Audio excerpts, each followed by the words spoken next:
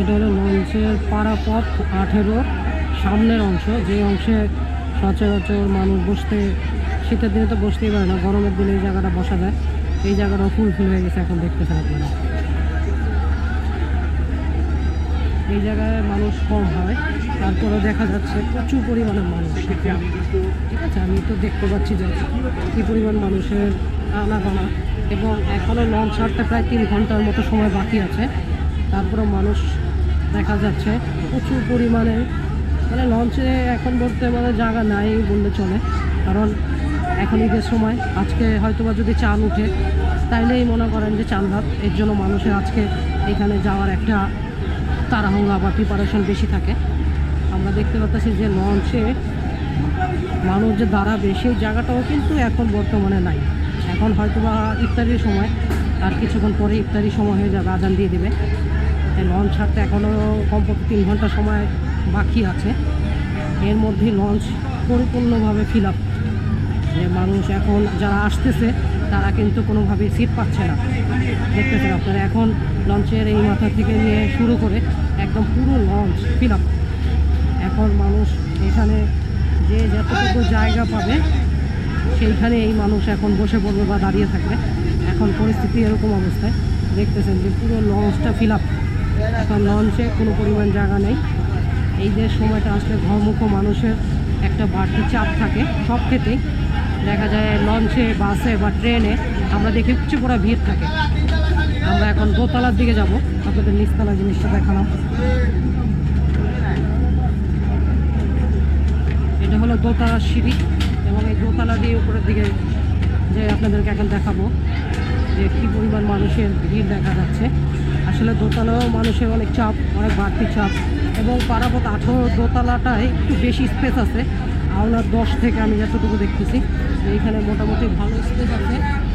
মানুষের বসার জায়গাটা এখানে একটু বেশি রাখছে। এটা কিন্তু ঠিক, এটার ভাড়া হলো 400 টাকা।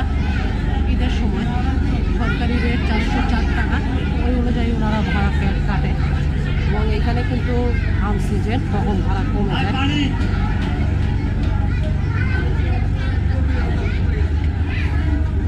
নারীর টানে বাড়ি যাওয়া মানুষের এই সময় ঈদে ঘরমুখো মানুষের একটি বাড়তি চাপ থাকে, আমরা দেখতে পাচ্ছি।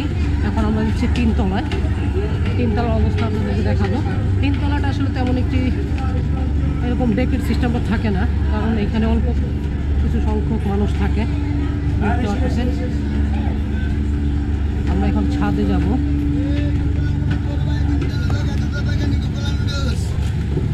ক্যামেরাম্যান জলদি, আমরা এখন পারাপথ 18 ছাদে চলে আসলাম। মোটামুটি ছাদেও ভিড় হয়ে গেছে, মোটামুটি যতটুকু ভরা দরকার। এখানে খাবারের বিভিন্ন খাবার, লঞ্চের মধ্যে খাবারের কোনো সমস্যা নেই। আপনারা লঞ্চে যতক্ষণ থাকবেন ততক্ষণই খাবার পরিবেশন হতেই থাকে। দেখতেছেন যে লঞ্চের এই ছাদের অংশে কিন্তু ভ্রমণ করা খুবই রিস্ক, এবং এই ছাদের অংশ কিন্তু প্রচুর পরিমাণে বাতাস থাকে। যখন লঞ্চটা মাছ নদীতে চলে যায় তখন এইখানে বসা বা ঘুমানো কিন্তু খুবই কষ্টদায়ক। আমরা লঞ্চের ছাদে চলে আসলাম এখন।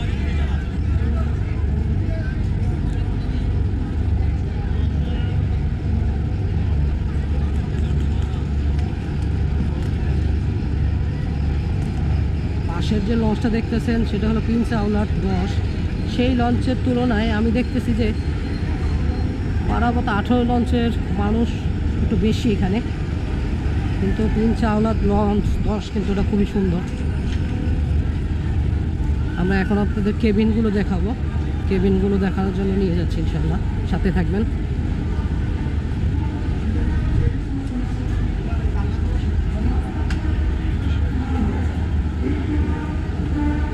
এটা হলো 4 তলার কেবিন, এবং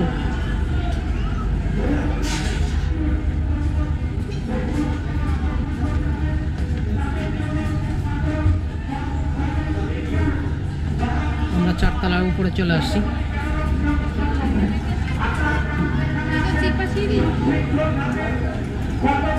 দেখতেছেন এখানে ইফতারের প্রিপারেশন চলতেছে লঞ্চের স্টাফদের।